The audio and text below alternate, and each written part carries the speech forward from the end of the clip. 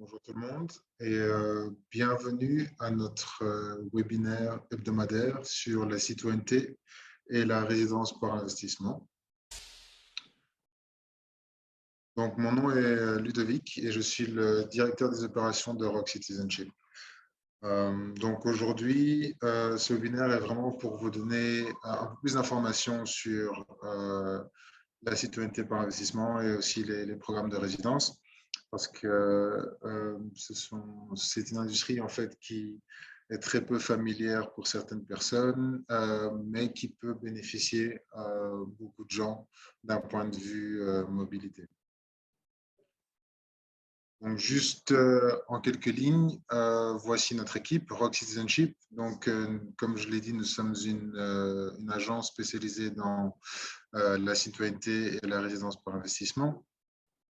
Nous offrons tous les programmes disponibles sur le marché, mais nous pouvons aussi venir avec des solutions sur mesure, dépendant vos circonstances personnelles. Comme vous pouvez le constater, notre équipe est multiculturelle, donc nous pouvons servir nos clients dans plusieurs langues, y compris le français, l'anglais, l'allemand et autres. Donc, nous sommes basés à Dubaï, dans les Émirats arabes unis. C'est là où se trouve notre maison mère. Cela étant dit, nous avons aussi un bureau au Canada, dans l'Ontario, ce qui nous permet aussi d'offrir des solutions de résidence et d'immigration au Canada.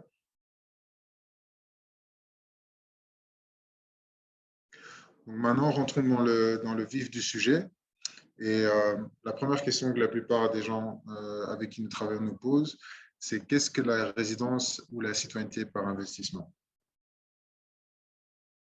Donc, en fait, le principe est très simple. C'est l'octroi de statut de citoyenneté à une personne et à sa famille directe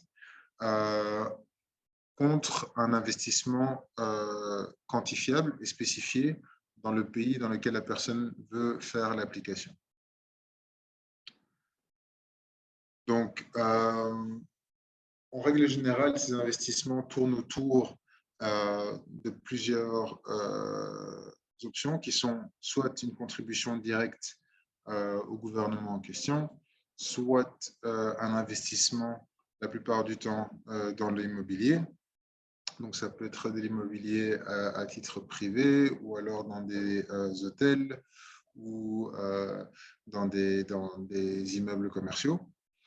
Ou alors, cela peut être aussi la création d'emplois. Donc, créer une entreprise qui va elle-même engager des employés locaux, c'est-à-dire des résidents du pays ou alors des citoyens. Donc, je ne sais pas si vous êtes familier, mais en Europe, on parlera souvent du terme Golden Visa, visa doré. Pourquoi? Parce qu'en fait, donc, la plupart des programmes en Europe sont des programmes de résidence, mais vous n'avez pas forcément la résidence permanente automatiquement. Elle vient après un certain nombre d'années. Donc, les premières années, vous êtes sur un visa qui est renouvelable. Donc, comme j'ai dit précédemment, les programmes sont souvent liés à des critères qui permettent en gros d'améliorer, on va dire, la vie des habitants locaux du pays dans lequel vous investissez.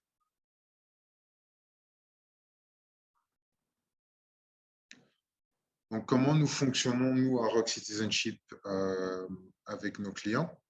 Donc, c'est bien simple. Donc, tout d'abord, nous avons une conversation avec vous afin de comprendre un peu votre situation personnelle, de savoir quelles sont les raisons pour lesquelles vous voulez opter pour un second passeport ou une résidence permanente. En fonction de ça, nous vous faisons une recommandation par rapport à un projet qui pourrait être le mieux adapté à vos besoins. Si vous êtes d'accord, c'est là que nous démarrons le processus. Donc, dans un premier temps, ce qui va se passer, c'est qu'il y a toute une période de collection de documents. Donc, on va collecter tous vos documents relatifs à la demande de passeport ou de résidence. Donc, les documents en général dont on a besoin sont acte de naissance, certificat de bonne vie et mœurs, copie de votre passeport, diplôme universitaire ou scolaire, des, des extraits de compte de vos comptes bancaires, preuve d'adresse, ce genre de choses. Donc, en général, on vous procurera une liste exhaustive de tous les documents dont on a besoin. Et ces documents, des fois, on a besoin du document original, à d'autres moments, on a besoin d'une copie qui doit être certifiée par un avocat, prouvant que c'est une copie originale du document en question. Donc, une fois qu'on a établi votre dossier, que votre dossier est prêt à être envoyé aux autorités, nous le soumettons et c'est là qu'il y a une période dite d'enquête.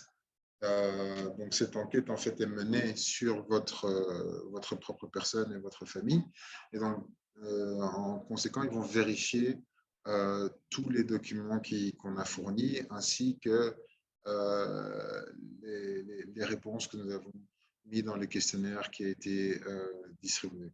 Donc, cela prend du temps parce qu'en fait, ce qui va se passer, c'est que si, par exemple, vous avez mis dans votre dossier que vous avez vécu à tel ou tel endroit, ils vont envoyer un inspecteur vérifier que vous avez effectivement vécu dans cet endroit, que la propriété existe ou a existé. Si vous avez étudié dans une université quelconque, ils enverront quelqu'un pour vérifier les archives de cette université pour voir si effectivement vous avez bel et bien étudié là-bas. Donc, toutes ces démarches prennent du temps et donc c'est pour ça qu'on parle en général d'une période de 3 à 4 mois pour mener cette enquête avant de recevoir les résultats. Si jamais durant cette enquête, il y a un besoin d'informations supplémentaires, les autorités nous le feront savoir et nous vous demanderons de bien pouvoir rajouter des documents si besoin est.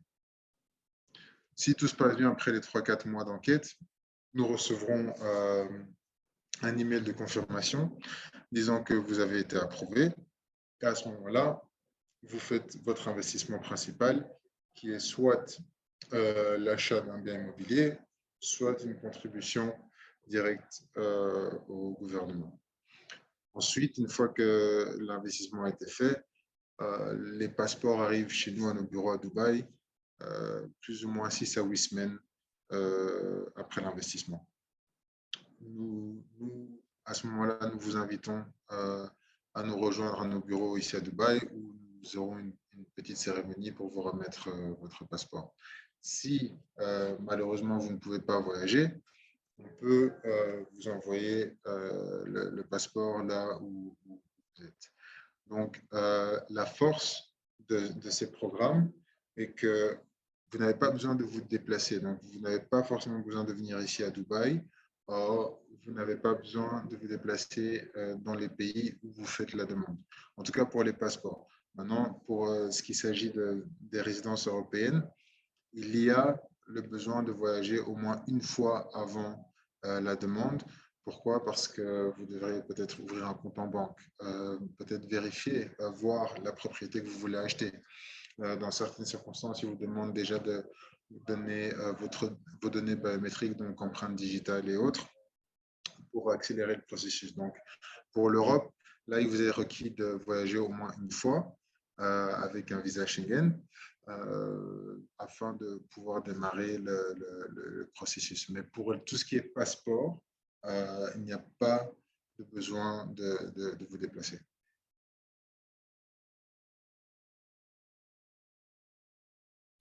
Maintenant, si on regarde un petit peu les programmes que nous avons, nous allons commencer par les programmes de résidence. Nous avons la Grèce, qui consiste en un investissement immobilier à partir de 250 000 euros. Partout en Grèce, vous pouvez acheter tant que vous dépensez le minimum requis.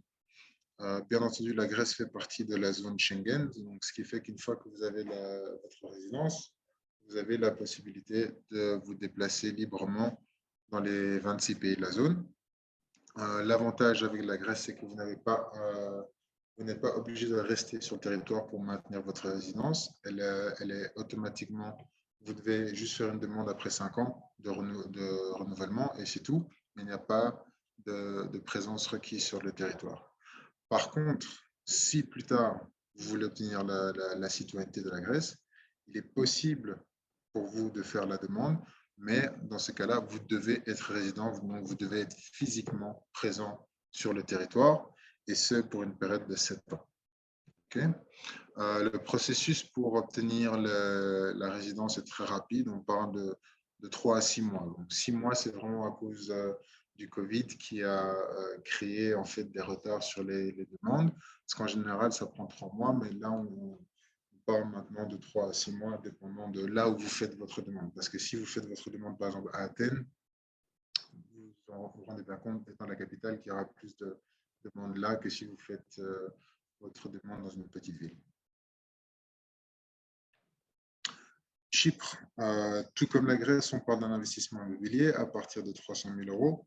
La différence avec Chypre, avec la Grèce et les autres pays européens, c'est que vous avez la résidence permanente dès le début.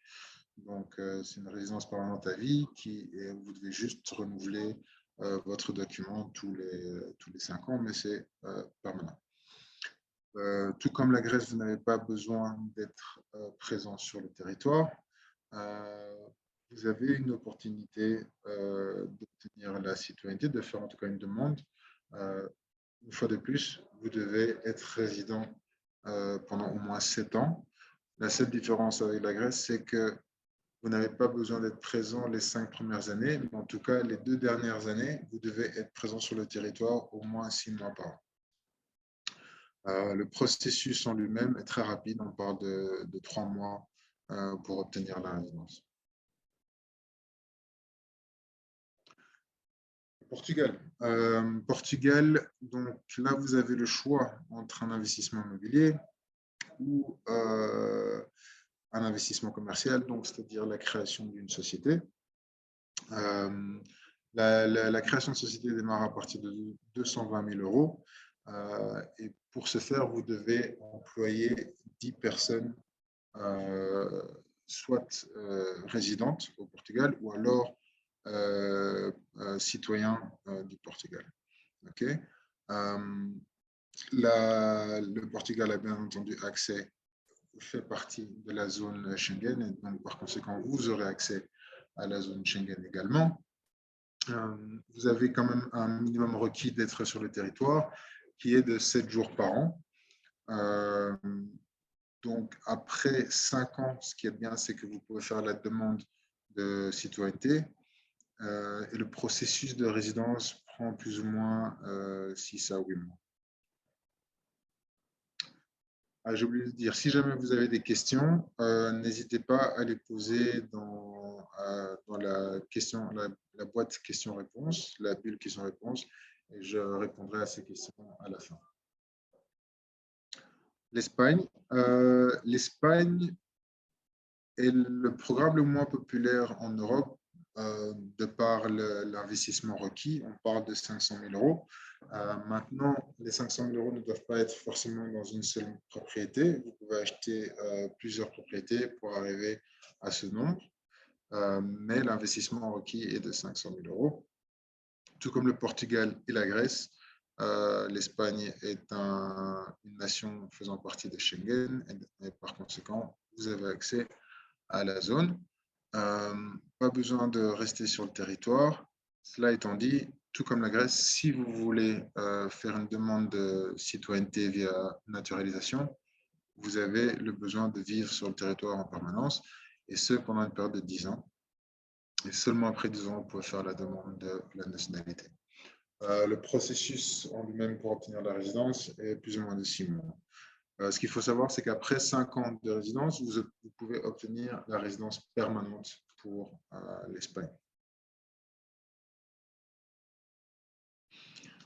Donc, le Royaume-Uni, on a plusieurs options de visa. Donc, on a la première qui s'appelle en anglais Sole Representative, donc le visa de représentant unique. Dans ce cas précis, vous devez être un actionnaire dans votre société, pas un actionnaire majoritaire, mais un actionnaire.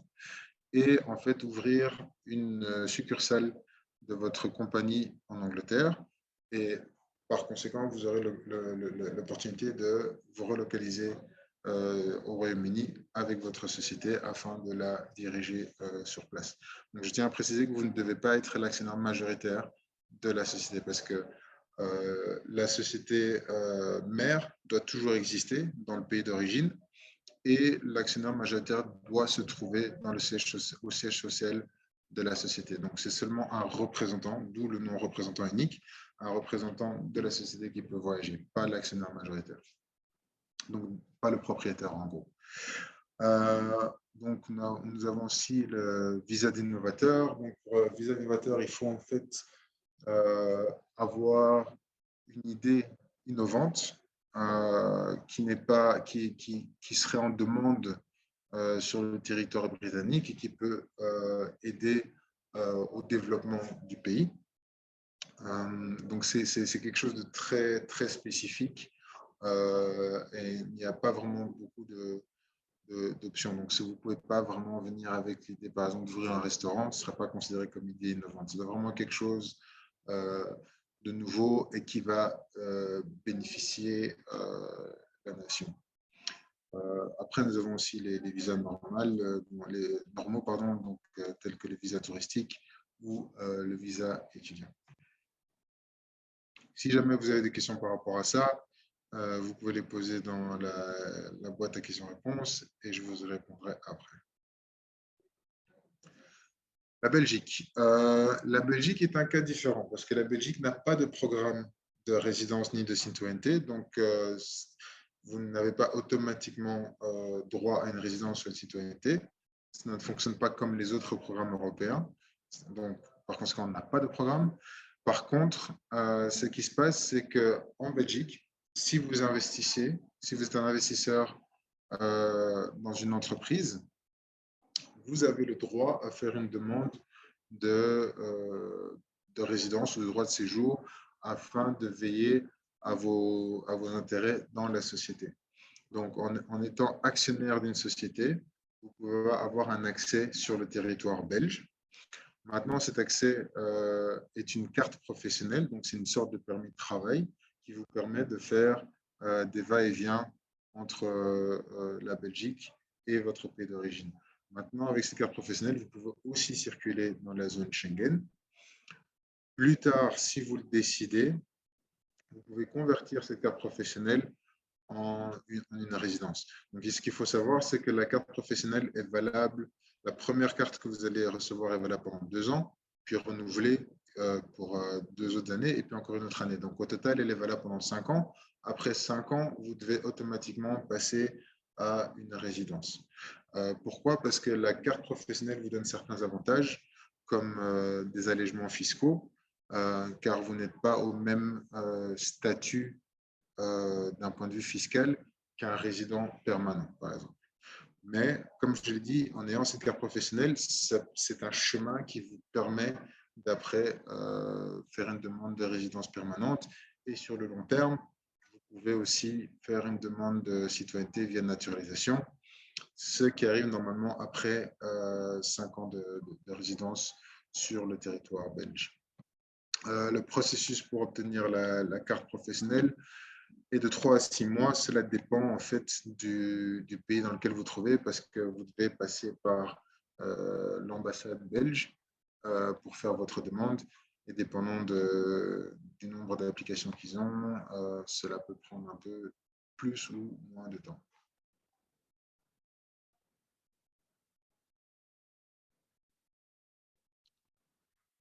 Maintenant, point de vue citoyenneté directe. Donc, quand j'entends citoyenneté directe, c'est-à-dire que donc, si vous faites votre investissement et que l'enquête de routine menée sur vous revient sans aucun problème, vous obtenez votre passeport.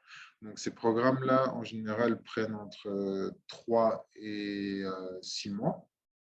En tout cas, point de vue de l'enquête en elle-même, le processus entier, à partir du moment où vous signez avec nous jusqu'au moment où vous obtenez le passeport, en général, on parle de 6 à 8 mois. Donc, ces passeports sont des passeports des Caraïbes. vous avez Antigua et Barbuda, la Dominique, Grenade, Saint-Kitts et Nevis et Sainte-Lucie. Maintenant, la particularité de ces passeports, pourquoi les gens optent pour ces passeports, c'est parce qu'en fait, c'est des passeports qui vous permettent de voyager librement. Donc, tous ces passeports que je viens de citer ont accès à la zone Schengen sans visa ou accès au Royaume-Uni sans visa. Donc, ça veut dire que vous pouvez aller dans n'importe quel pays de la zone Schengen pendant 3 mois sans visa. Après, vous devez sortir de la zone, rester en dehors pendant 3 mois et revenir. Et vous pouvez revenir après et rester encore une autre fois 3 mois. Donc, au total, c'est 6 mois sur l'année, mais pas de manière consécutive. Donc, vous pouvez faire 3 mois à l'intérieur, 3 mois dehors, 3 mois à l'intérieur. Avec le Royaume-Uni, vous avez accès à 6 mois, mais 6 mois consécutifs. Donc, vous pouvez faire de janvier jusqu'à fin juin en restant sur le territoire sans visa. Après, vous devez sortir jusqu'à l'année suivante et revenir en janvier. OK. Maintenant, dépendant des passeports, certains ont accès à des pays spécifiques tels que la Chine ou alors la Russie, Singapour, la Corée du Sud. Tout dépend en fait de vos besoins et de là où vous voyagez le plus souvent. Donc, ça sont des passeports que nous recommandons aux personnes d'affaires, aux personnes qui doivent voyager fréquemment et pour qui devoir demander un visa tout le temps devient un peu encombrant et une perte de temps aussi, parce qu'on peut comprendre que des fois, vous devez partir de manière très rapide, succincte, et vous n'avez pas le temps de commencer à déposer votre passeport à l'ambassade et attendre 2-3 semaines, voire un mois pour le récupérer. Donc ça, ce sont des options qui sont très pratiques pour les gens qui voyagent fréquemment. Après, maintenant, il vous est aussi possible, en tant que citoyen de ces nations, de vous relocaliser dans ces pays-là et de déménager si besoin est. Je vous avoue que nos clients jusqu'à présent ne l'ont pas fait parce que bon, il faut aussi prendre en considération le fait que les Caraïbes sont quand même relativement éloignés du reste du monde, ou en tout cas de cette partie du monde. On parle de 14-15 heures depuis l'Europe, 13 heures pardon, depuis l'Europe et plus ou moins 18 heures depuis le monde arabe, en tout cas depuis le Golfe. Donc, cela dépend. Mais en tout cas, d'un point de vue mobilité, ce sont de très bons passeports parce qu'ils augmentent vraiment votre accès. Donc, en moyenne, ils vous donnent accès plus ou moins entre 140 et 155 pays sans visa à travers le monde. Juste pour vous donner une idée, un ordre d'idée, le Japon est le passeport le plus puissant au monde avec un accès à 190 pays. Et le passeport le plus faible est l'Afghanistan avec 29 pays qui peuvent voyager sans visa. Maintenant, quand on prend par exemple les pays d'Afrique tournent autour de le moins élevé a plus ou moins accès à 40 pays sans visa. Le plus élevé aura accès à 100 pays sans visa. Donc, vous voyez quand même que les passeports des Caraïbes sont très bien cotés par rapport au reste du monde. La Turquie. La Turquie est un programme en fait très spécifique parce que quand vous regardez le nombre d'accès que le passeport turc a, il n'est pas spécialement élevé. Donc, on parle de 110 pays et il n'a pas accès à l'Union européenne, donc à la zone Schengen, et n'a pas accès au Royaume-Uni. Mais malgré tout, c'est le passeport le plus populaire au monde. L'année passée, la Turquie a eu plus de 56 000 applications pour son programme de passeport. Donc, ça vous dit la popularité. Si vous prenez en comparaison les passeports des Caraïbes, ils ont en moyenne 3 à 4 000 demandes par an, par pays. La Turquie en elle-même en a eu 56 000. Donc, ça vous montre l'ampleur du programme. Mais pourquoi ce programme est très populaire? Parce que, en fait, l'investissement, vous devez faire un investissement immobilier, l'investissement immobilier là-bas est très rentable. Donc, on parle de retour sur investissement, en tout cas de retour annuel très élevé en comparaison avec d'autres pays.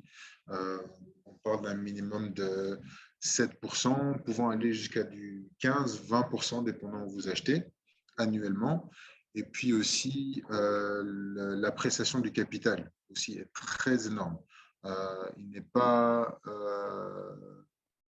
est très fréquent, pardon, de voir des propriétés qui doublent en valeur dans l'espace de 3-4 ans maximum.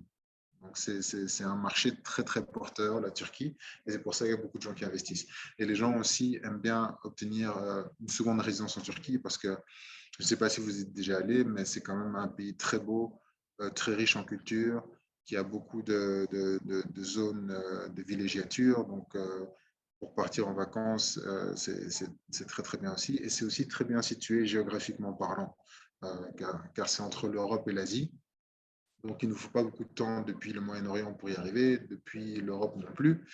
Et aussi d'un point de vue business et d'un point de vue commerce, il y a beaucoup de bonnes affaires à avoir en Turquie. Donc, les gens voyagent énormément là-bas. Donc, c'est ça, ce sont un peu les points qui font que le programme est aussi populaire. Ce qu'il faut savoir aussi, c'est que la Turquie a accès à un visa d'investisseur pour les États-Unis. Donc, en tant que citoyen turc, vous pouvez faire une demande de visa d'investisseur pour les États-Unis. Ce visa s'appelle le E2 visa. Maintenant, avec ce visa, vous devez faire encore un investissement supplémentaire aux États-Unis, donc qui est d'un minimum de 100 000 $. Une fois que vous avez fait cet investissement, cela vous donne accès à une résidence aux États-Unis qui est similaire à la green card, mais pas totalement, à la différence près que votre résidence est liée à votre investissement. Donc, à partir du moment où vous reprenez votre investissement, ou vous le vendez ou quoi que ce soit, vous perdez votre résidence. Donc, tant que vous avez votre investissement aux États-Unis, votre résidence est valable. Et avec cette résidence, vos enfants peuvent aller à l'école, votre épouse ou époux peut travailler légalement aux États-Unis.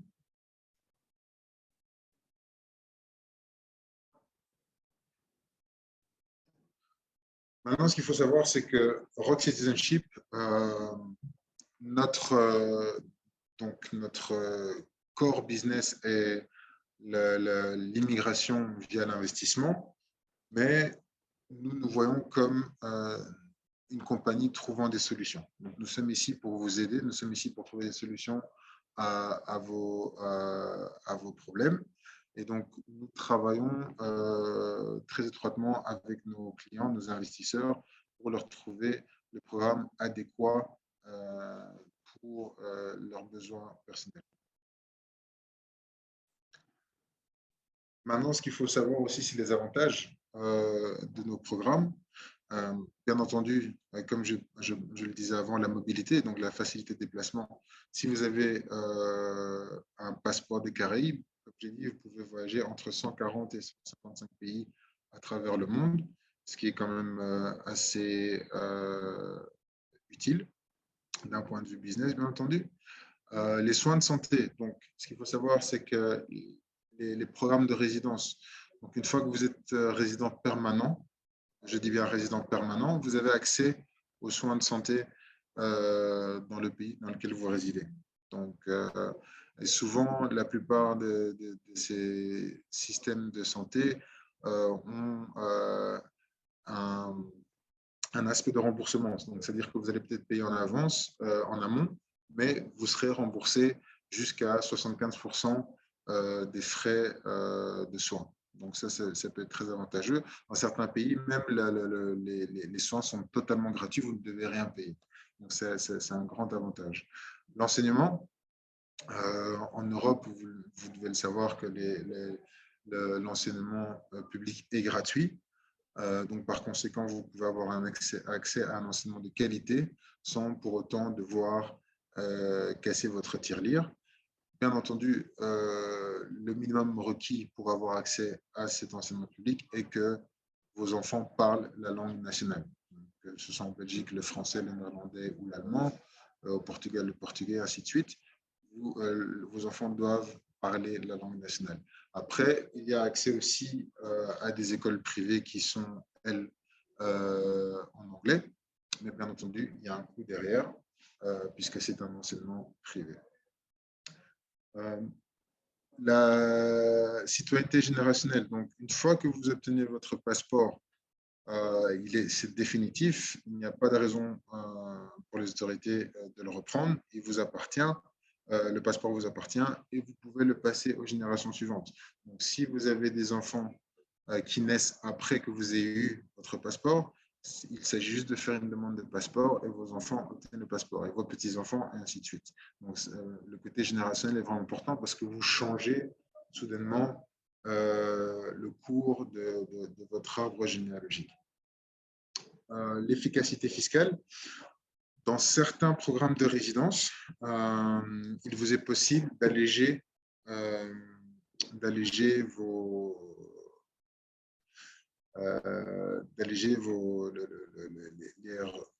j'ai oublié mes mots. Il vous est possible de payer moins de taxes parce que vous pouvez rentrer dans un programme qui vous permet de réduire le pourcentage de taxes que vous devez payer sur vos revenus. Maintenant, ce qu'il faut savoir, c'est que les revenus sur lesquels vous serez taxé sont les revenus générés dans le pays dans lequel vous êtes résident. Donc, ils ne seront pas forcément, on ne va pas forcément vous taxer sur vos revenus globaux, c'est essentiellement sur les revenus que vous générez dans le pays. Et comme j'ai dit, il y a moyen, via des programmes bien spécifiques, soit d'alléger des impôts, ou soit carrément de ne pas payer d'impôts pendant une certaine période de temps. Et comme j'ai dit avant, ça revient un peu avec les facilités de déplacement. D'un point de vue affaires, c'est un avantage énorme d'avoir ce second passeport parce que ça peut changer vos vies. Moi, je parle par exemple ici des Émirats arabes unis où votre résidence est liée à votre emploi et donc il y a certains passeports, hélas, qui, par exemple, sont plus difficiles à obtenir un emploi ou plus difficiles à obtenir un visa que d'autres. Donc, ça, c'est déjà un avantage. L'accès, bien entendu, aux zones stratégiques que sont l'Union européenne et le Royaume-Uni. D'un point de vue business, ça a une très grande valeur de pouvoir se déplacer assez rapidement pour conclure une affaire plutôt que d'attendre 3 semaines, un mois avant de pouvoir se déplacer. Donc, ça, c'est un avantage inégalable.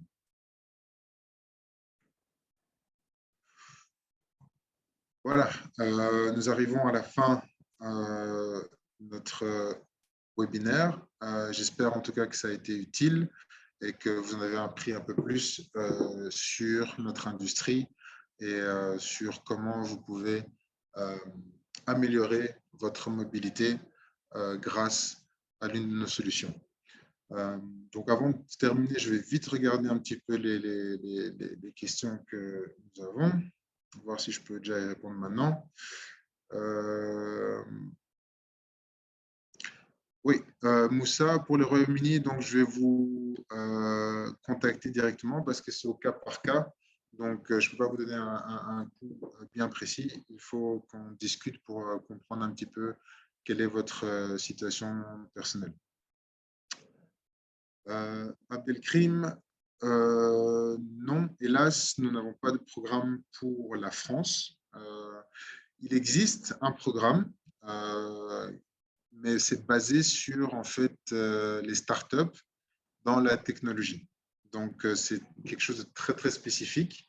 Je vous avoue que je ne connais pas tous les critères requis, mais je sais que c'est essentiellement dans tout ce qui est startup pour des boîtes informatiques ou Internet technologie. Donc ça, c'est l'option que vous pouvez avoir pour la France. Mais comme je l'ai dit, hélas, nous n'offrons pas cette option-là, donc je ne sais pas vous donner plus d'informations à ce niveau-là.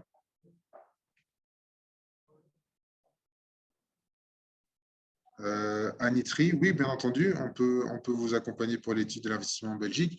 Donc, en fait, ce qui se passe, c'est que on discutera avec vous. On va essayer de comprendre un peu votre situation personnelle. Et en fonction de ça, on vous expliquera quelle est la meilleure solution pour vous.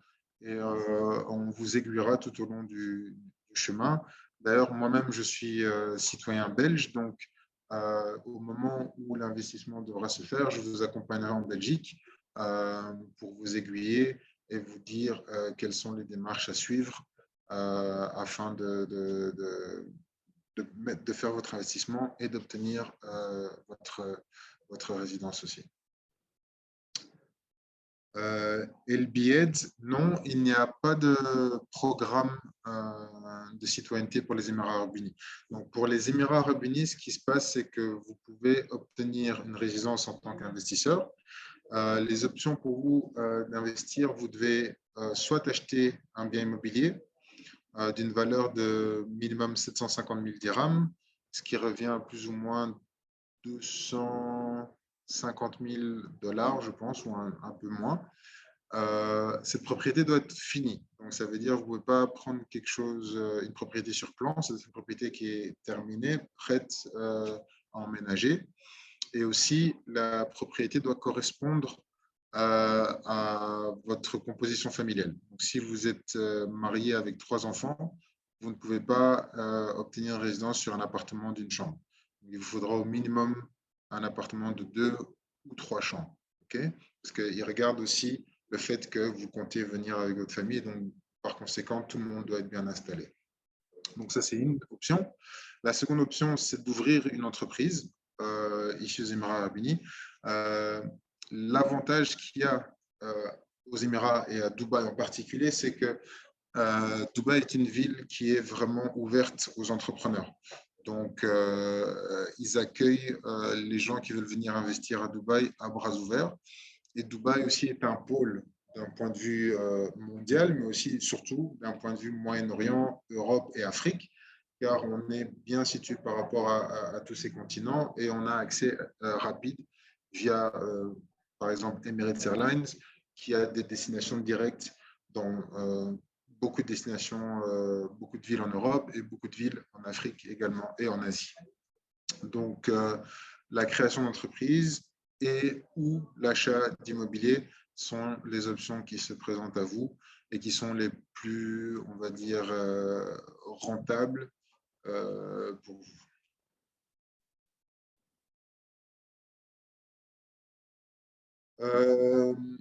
Pour le Canada, en fait, nous avons eu un webinaire sur le Canada il y a quelques semaines de ça. Donc, en fait, le Canada, ce qui se passe, c'est que vous pouvez, il y a plusieurs routes, en fait. En réalité, il y a plus de 100 programmes d'immigration pour le Canada, parce que ça dépend de chaque province et même des fois de ville. Mais nous travaillons essentiellement sur le visa étudiant, le visa, l'entrée express, et puis après, la solution de création d'entreprise ou alors ouvrir une succursale de votre compagnie au Canada. Donc, avec le visa étudiant, donc on vous aide à trouver un programme. Si vous avez déjà un programme en tête, on vous aide à vraiment vous enregistrer pour ce programme-là. Ensuite, on vous aide aussi pour l'immigration. Ce qui est bien, c'est qu'en étant étudiant, vous avez l'opportunité de travailler aussi, maximum 20 heures par semaine pendant que vous étudiez. Si vous êtes pendant les périodes de vacances, donc l'été, puis le spring break et ce genre de choses, vous pouvez travailler à plein temps, mais durant les périodes d'études, vous pouvez travailler seulement que 20 heures par semaine. L'autre avantage aussi avec le programme étudiant, c'est que vous avez l'opportunité de faire venir votre famille avec vous et votre conjoint ou conjointe a l'opportunité aussi de travailler pendant votre période d'études. Maintenant, pour pouvoir aller étudier au Canada, vous devez prouver que vous pouvez subvenir à vos besoins quand vous serez au Canada. Donc, c'est-à-dire que vous êtes capable de payer votre Minerval, donc les droits d'études, que vous êtes capable de payer votre logement et que vous êtes capable de vous nourrir durant toute cette période. Okay, donc, les autorités vous demanderont des extraits de compte pour montrer que vous avez les fonds nécessaires pour subvenir à vos besoins et ceux de votre famille si vous voyagez avec votre famille. Maintenant, l'avantage aussi avec le visa étudiant au Canada, c'est que le temps que vous passez au Canada et le fait que vous avez étudié au Canada rentre dans les années d'expérience requises pour le Canada. Donc après, il vous est plus facile de faire une demande de visa à long terme ou alors peut-être même déjà de chercher un emploi parce que vous êtes déjà sur le territoire canadien.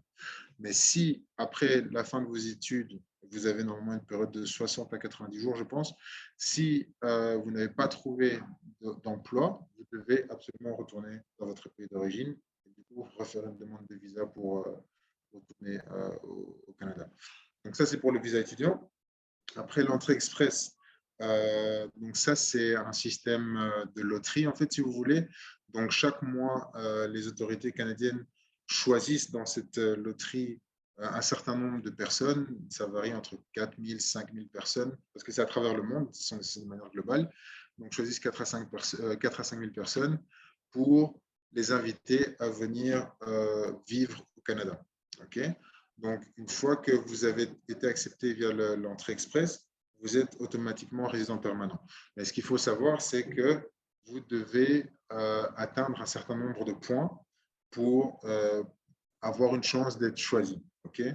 Les points sont calculés sur votre âge, sur votre situation familiale, le fait que vous soyez marié ou vous ayez des enfants, sur vos études, sur votre expérience professionnelle, sur votre maîtrise d'une des deux langues nationales, donc le français ou l'anglais. Okay? Donc, si vous avez tous ces critères, vous avez plus de chances d'être choisi. Et j'ai bien dit plus de chances. Donc, vous ne serez pas automatiquement choisi, vous avez plus de chances d'être choisi. Okay?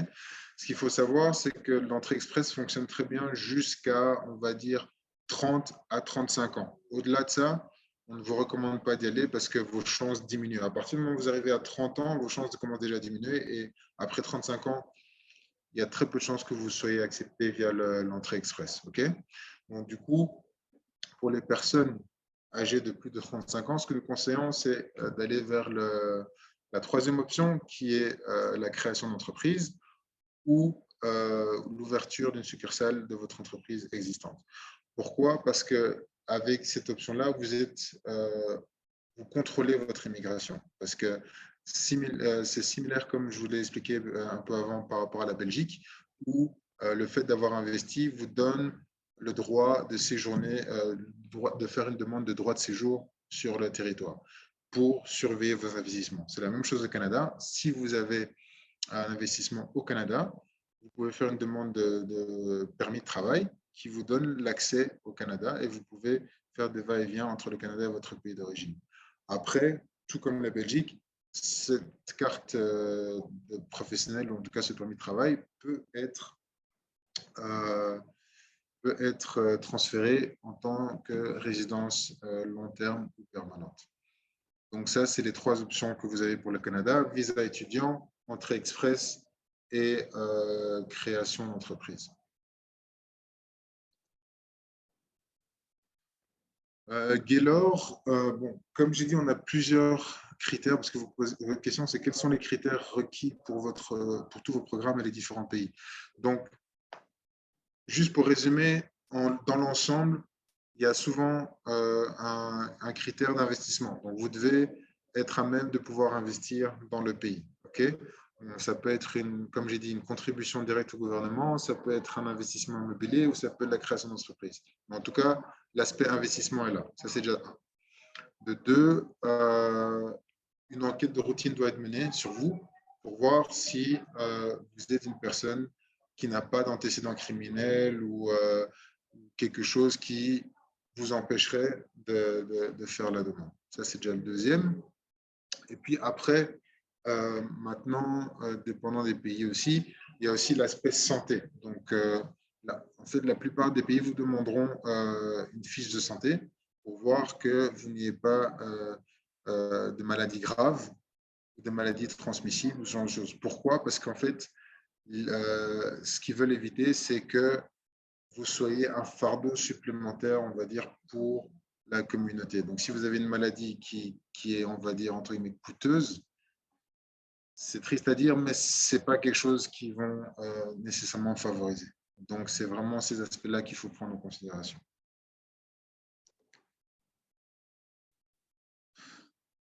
Ben Youssef, concernant nos frais professionnels, ça c'est quelque chose dont je peux vous appeler et on peut en discuter parce que cela dépend d'un programme à l'autre. Mais effectivement, oui, nous avons des frais professionnels par rapport au programme que nous offrons.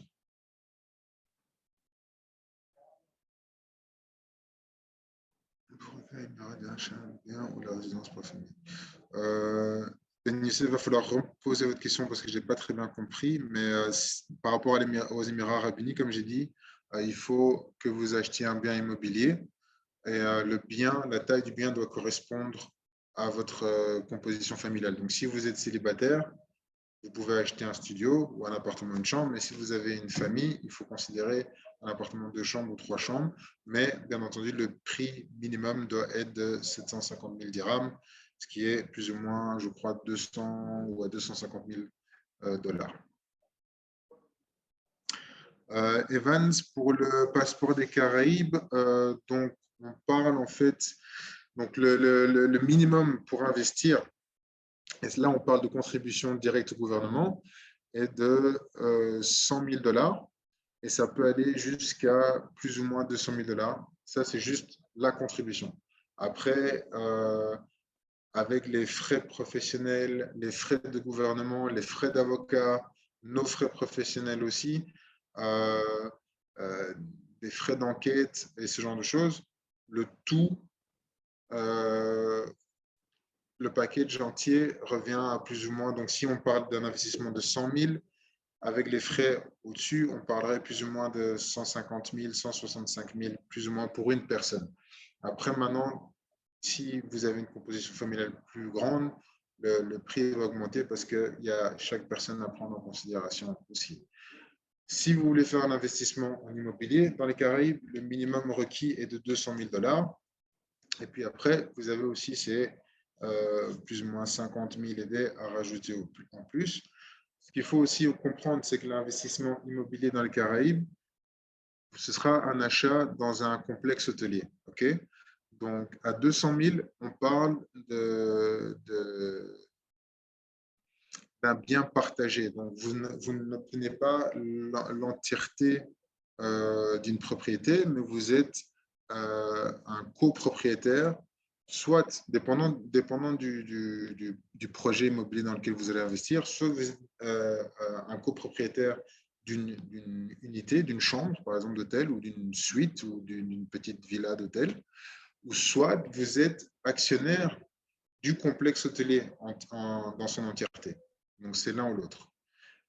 Après, si vous voulez être propriétaire à 100%, il faut compter un minimum de 400 000 dollars. Mais hélas, toutes les îles ne proposent pas forcément une propriété. Donc, même à 400 000 dollars, certains vous proposeront encore des parts. Certains vous proposeront une villa entière que vous possédez, mais d'autres vous proposeront encore peut-être une chambre dans un hôtel plutôt que des parts. Donc, c'est un peu ça qu'il faut regarder. Gaylor, le coût de l'investissement le plus faible, donc comme je viens de le dire maintenant, donc pour un passeport des Caraïbes, pour une personne, on parlerait de 150 000 dollars tout compris. C'est-à-dire la contribution directe au gouvernement, nos frais professionnels, les frais d'avocat, les frais du gouvernement et les frais d'enquête, et ainsi que les frais de passeport et d'envoi du passeport et autres. Écoutez, je crois que j'ai répondu à toutes les questions. Je vois qu'il y a encore des messages dans la boîte pour la oui, concernant la santé à Dubaï, non, les hôpitaux ne sont pas gratuits. En fait, ce qui se passe, c'est que quand vous êtes employé aux Émirats arabes unis, votre employeur a l'obligation de payer une assurance médicale pour vous. Okay?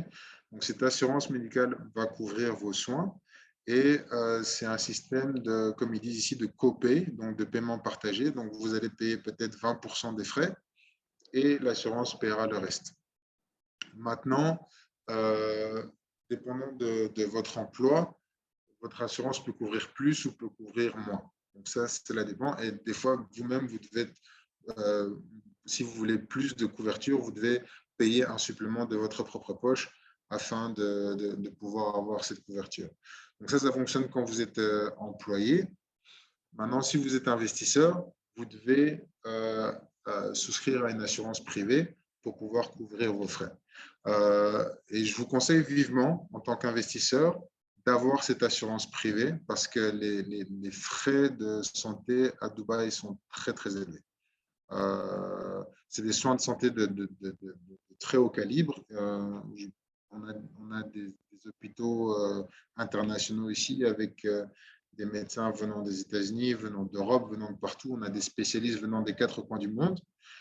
Mais le revers de la médaille, c'est que les frais, les soins de santé sont assez élevés aux Émirats arabes unis. Omar, est-il possible de lancer un restaurant en Belgique? Oui, il est possible de le faire, effectivement, mais cela requiert beaucoup d'investissement de votre part. Investissement en argent, investissement en temps aussi. Donc maintenant, tout dépend si vous voulez monter ce restaurant tout seul ou si vous avez une famille derrière vous qui va suivre ou ce genre de choses. Donc, parce que quand vous créez une société ou quand vous créez un commerce en Belgique, si vous voulez faire venir votre famille via le regroupement familial, il vous est demandé d'avoir un minimum requis, tout comme le Canada, pour subvenir à vos besoins et ceux de votre famille. Donc, le minimum requis en Belgique est de 1 600 € par mois, que vous devez montrer d'abord pour la première année. Donc, ça veut dire que dans la première année, vous ne pouvez pas faire venir votre famille, okay, si vous avez une famille. Donc, pendant 1 an, vous devez montrer que vous avez eu en moyenne par mois 1 600 €. Bon, maintenant, comme on parle d'un restaurant, il se peut qu'il y ait un mois, vous ne fassiez pas beaucoup de chiffres, que le mois suivant, vous fassiez un peu plus. Donc, mais en moyenne, vous devez faire 1 600 € par mois. Comment faire? Écoutez, je crois que j'ai vos détails.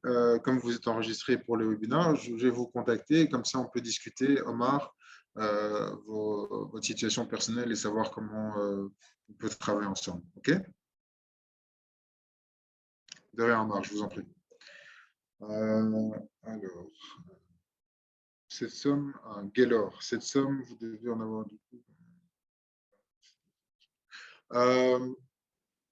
Hélas, Gaylor, il n'y a pas de possibilité de financement pour les passeports parce que ce qu'ils veulent aussi, comme j'ai dit, vous devez montrer des extraits de compte bancaire. Donc, vous devez montrer que vous avez les moyens de payer cet investissement. Et vous ne devez pas juste avoir les moyens. Donc, imaginons donc votre coût total pour vous est de 150 000 $.